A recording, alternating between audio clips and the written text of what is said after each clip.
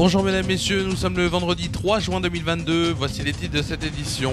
En Loire-Atlantique, un motard de 22 ans a été tué sur la route d'une balle dans la tête. On va parler aussi de Parcoursup, oui, non, oui, si, liste d'attente, comment réagir aux différentes réponses à vos vœux. On verra qu'à la prison de Valence, un surveillant a été violemment agressé. En Martinique, l'épidémie de grippe gagne du terrain en Martinique. La météo et l'éphéméride de demain, en fin d'édition, c'est la fin des titres de votre édition. On est le vendredi 3 juin 2022. On va commencer cette édition par un drame et même une troublante affaire. Retrouvé sans vie sous une motocyclette en feu, ce jeune motard de 22 ans décédé en Loire-Atlantique n'a pourtant vraisemblablement pas été tué dans un accident de voiture. Découvert sur la route reliant Pornichet à Saint-Nazaire, il a été touché par une balle en pleine tête. Hier, jeudi 2 juin, le procureur de la République, Philippe Astruc, a indiqué que les circonstances du drame, qui se serait produit dimanche entre 18h30 et 23h, sont encore floues. Une enquête en recherche donc des causes de la mort a été ouverte par le parquet de Saint-Nazaire.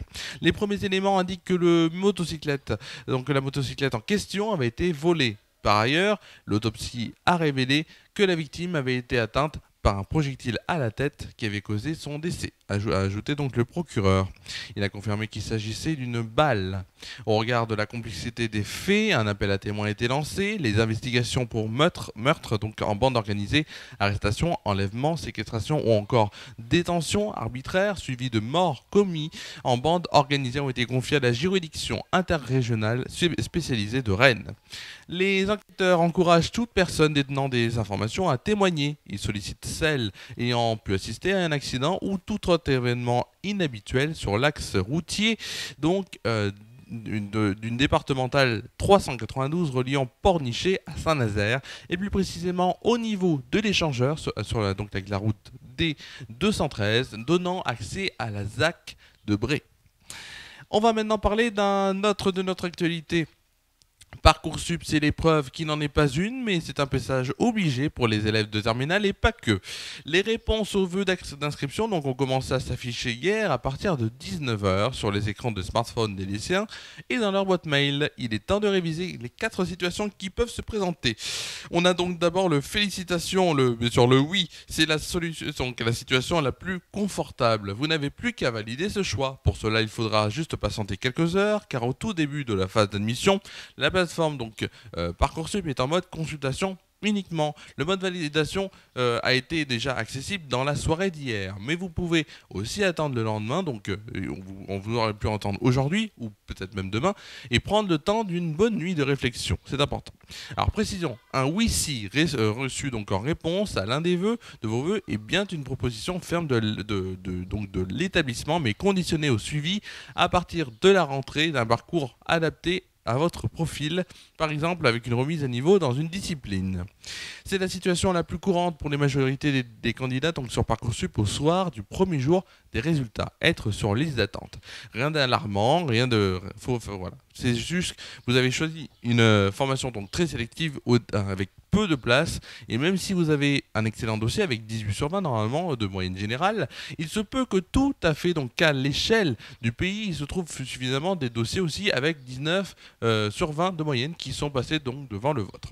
Prenez quand même soin d'accepter sous condition l'une des propositions d'admission qui vous ont été faites donc pour vous garantir une place au cas où votre place donc en liste d'attente ne se matérialiserait finalement pas en proposition d'admission. Au moment d'accepter cette proposition, la plateforme vous demandera si vous voulez maintenir vos vœux en liste d'attente et lesquels. Rude situation, dans ce cas donc il faut être efficace et pragmatique. Au moins, vous n'allez pas perdre de temps donc sur vos révisions de philo ou du grand oral à cause de Parcoursup. Sachez que la phase complémentaire de Parcoursup ouvre dès le jeudi 23 juin, donc dans à peu près 3 semaines. Vous pourrez alors formuler de nouveaux vœux pour toutes les formations, y compris sélectives, qui ont encore de la place. Contrairement à ce que vous imaginez peut-être, beaucoup d'options restent encore ouvertes à ce stade, et ce jusqu'au 16 septembre, date de clôture de la phase complémentaire. Attention, si vous avez reçu une proposition d'admission sur Parcoursup entre le 2 et le 6 juin, vous avez jusqu'au 7 juin, 23h59 pour l'accepter. Mais pour toutes les propositions d'admission reçues à partir du 7 juin, le délai sera pour l'accepter de 24 heures, alors que maintenant, pour l'instant, c'est 48 heures. Si vous laissez passer ces délais sans réagir, là où les propositions reçues seront annulées. Alors bien sûr, c'est vrai, c'est un grand sujet qui mérite bien sûr d'être dit. On va maintenant parler, si vous le voulez bien, de local à Valence. Les faits se sont produits vers 7h du matin, hier, jeudi 2 juin, explique un communiqué du syndicat UFAP UNSA Justice. Un agent de la maison d'arrêt a ouvert une cellule pour effectuer son appel et la vérification de la présence des détenus. Lors de ce contrôle, les deux détenus n'ont pas répondu et l'agent a constaté qu'un téléphone était en charge, posé à côté d'eux. Il s'est alors introduit dans la cellule pour s'assurer que les détenus étaient bien présents et vivants. Dès qu'il s'est approché du téléphone en charge, les deux détenus se sont levés, entraînant une bousculade. L'un des détenus s'en est pris physiquement à l'agent pénitentiaire, en le frappant d'un violent coup de coude dans la mâchoire. Ce dernier a été transporté au centre hospitalier de Valence, la bouche en sang et l'intention certainement touchée. Détaille le communiqué. Le syndicat UFAP, UNSA Justice, exprime donc sa colère et dénonce un établissement passoire avec des projections incessantes et une surpopulation pénale qui pour la première fois dans cet établissement atteint quand même les 130%. Il regrette qu'aucune mesure concrète ne soit apportée au personnel mis en danger au quotidien dans l'exercice de leurs fonctions. Certains ont transformé notre prison en centre de vacances avec la possibilité pour nos pensionnaires de se faire ravitailler en téléphone portable, drogue et produits illicites. Le syndicat réclame une véritable politique sécuritaire dans les établissements pénitentiaires. On va maintenant traverser l'océan Atlantique pour aller en Martinique où on va parler de santé publique. La semaine dernière, du 23 au 29 mai, le nombre de cas cas cliniques évocateurs de la grippe a encore augmenté aux Antilles par rapport à la semaine précédente, indique donc ce jeudi, a indiqué hier Santé publique France. En Martinique, placé en stade épidémie depuis la semaine du 2 mai, 355 cas cliniques évocateurs ont été constatés la semaine dernière, contre 115 la précédente. 3 passages aux urgences pédiatriques ont été enregistrés, 6 une semaine plus tôt. Le taux de positivité est de 11%. Une augmentation de l'activité grippale en médecine de ville est enregistrée. Aucun cas grave pour l'instant n'a été signalé par les réanimateurs, notamment Santé publique France. Depuis le début de l'épidémie, c'est 780 cas cliniques évocateurs qui ont été estimés avec 24 passages aux urgences pédiatriques. Voilà. En ce moment, bien sûr, Roland Garros se joue, et oui, en ce moment, avec les demi-finales qui se jouent aujourd'hui, notamment entre Rafael Nadal et Alexander Zverev, et enfin, il y aura il y a aussi ce match aujourd'hui entre Casper Ruud et Marine Cilic. On a aussi le match d'équipe de France ce soir qui joue face au Danemark à 20h45 et ce sera à suivre sur la chaîne M6. Allez, tout de suite, on va passer tout de suite à la météo.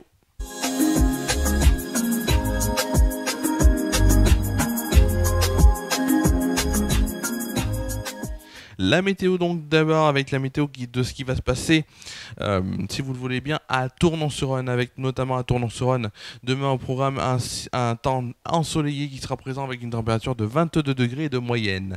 Demain après-midi, c'est quoi qui va nous attendre? Demain après-midi, c'est des éclaircies qui seront parmi nous avec une température de 32 degrés de moyenne et de 33 degrés au meilleur de la journée. En soirée, les éclaircies concluront cette journée, il fera 26 degrés de moyenne.